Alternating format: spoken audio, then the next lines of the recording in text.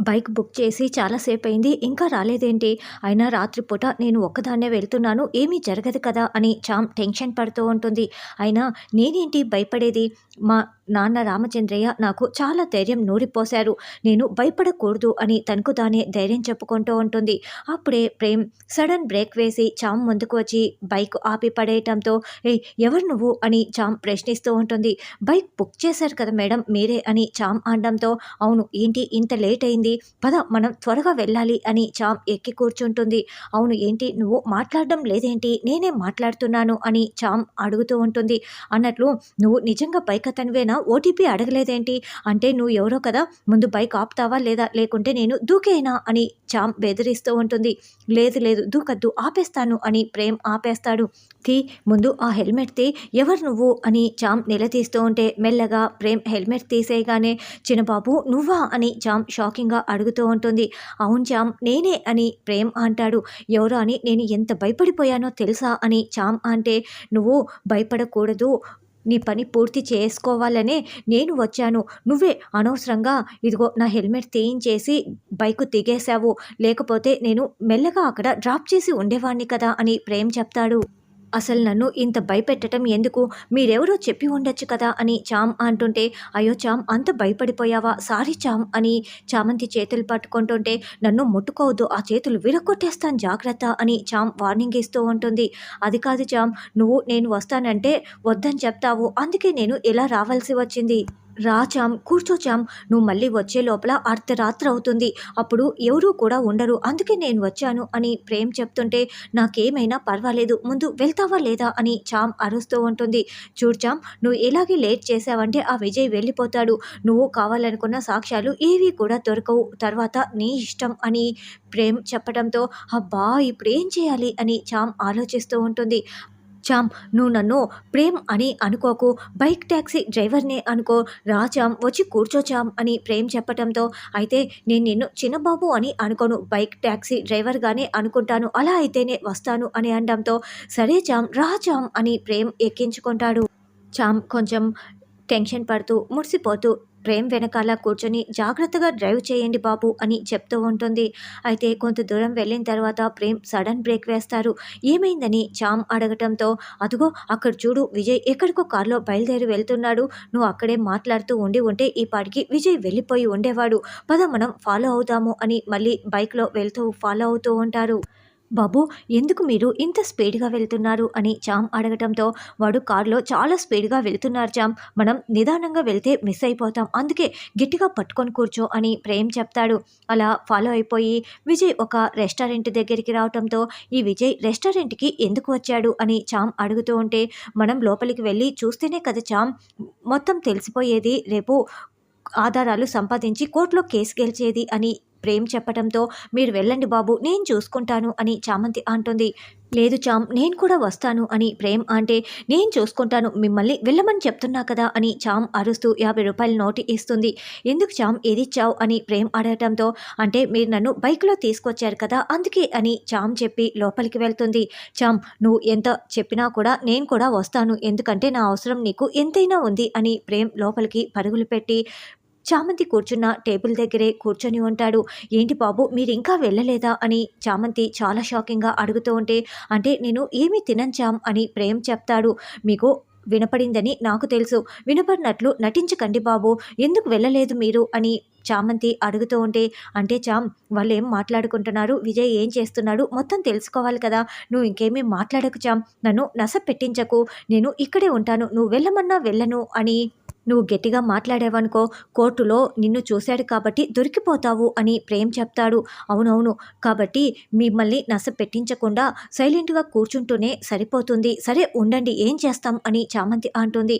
"వీడేంటి వచ్చినప్పటి నుంచి ఫోన్‌లు మాట్లాడుతూనే ఉన్నాడు" అని ప్రేమ్, చామ్ అనుకుంటూ విజయ్‌ని గమనించుకుంటూ ఉంటారు. అప్పుడే వెయిటర్ అక్కడికి వచ్చి మీలాంటి లవర్స్ మా రెస్టారెంట్‌కి వచ్చినందుకు చాలా సంతోషంగా ఉంది. మీకేం కావాలి చెప్పండి" అని అడుగుతూ ఉంటే "హలో మేము లవర్స్‌ని కాదు" అని చామంతి అంటుంది. "ఊరుకోండి మేడం ఇలాంటి అర్ధరాత్రుల్లో మా రెస్టారెంట్‌కి లవర్స్ కాకపోతే ఇంకెవరు వస్తారు?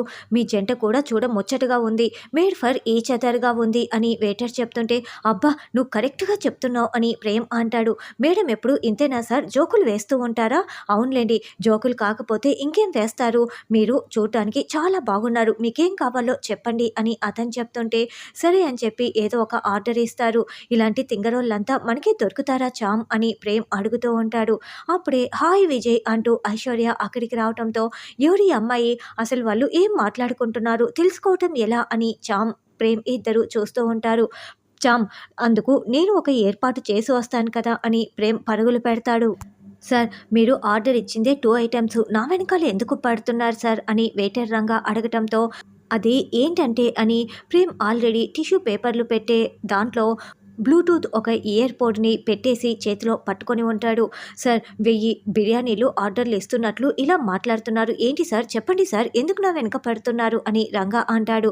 అంటే ఇప్పుడు 1000 బిర్యానీలు ఆర్డర్ ఇచ్చానే అనుకో నీకు ఎంత టిప్పు వస్తుందేంటి అని ప్రేమ్ అడగడంతో 2000 రూపాయలు వస్తుంది సార్ అని అతను అంటాడు. అయితే ఇదిగో ఈ 2000 తీసుకొని నాకు ఈ పని చేసి పెట్టాలి.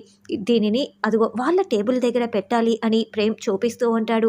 ఇలా చేస్తే నా ఉద్యోగం పోతుంది సార్. మా ఓనర్‌కి తెలిస్తే చాలా పెద్ద ప్రాబ్లమ్ అవుతుంది సార్ అని రంగా అనడంతో, నేనైతే చెప్పను మరి నువ్వు చెప్తావా అని ప్రేమ్ అనడంతో, నేను కూడా చెప్పను సార్ అని రంగా అంటాడు. అలాగైతే ఇంకెందుకు ఆలస్యం నీకు టిప్ వచ్చింది కదా తీసుకువెళ్ళి వాళ్ళ టేబుల్ దగ్గర దీనిని పెట్టేసేయ్ అని ప్రేమ్ చెప్తాడు. సార్ మీరెందుకు ఇలా చేస్తున్నారో నాకు అర్థమైపోయింది. మీరు కొత్తగా ఒక రెస్టారెంట్‌ని ఓపెన్ చేస్తున్నారు. అందుకే ఎవరికి ఏం కావాలో, ఎలాంటి అభిరుచులు ఉంటాయో తెలుసుకోవటానికే మీరు ఇలా చేస్తున్నారు. వాళ్ళ మాటలు వినటానికి అంతే కదా అని రంగ అడగటంతో you are a intelligent boy. సరే సరే అలాగే అనుకో. అవును అందుకే చేస్తున్నా అని ప్రేమ్ పంపిస్తాడు.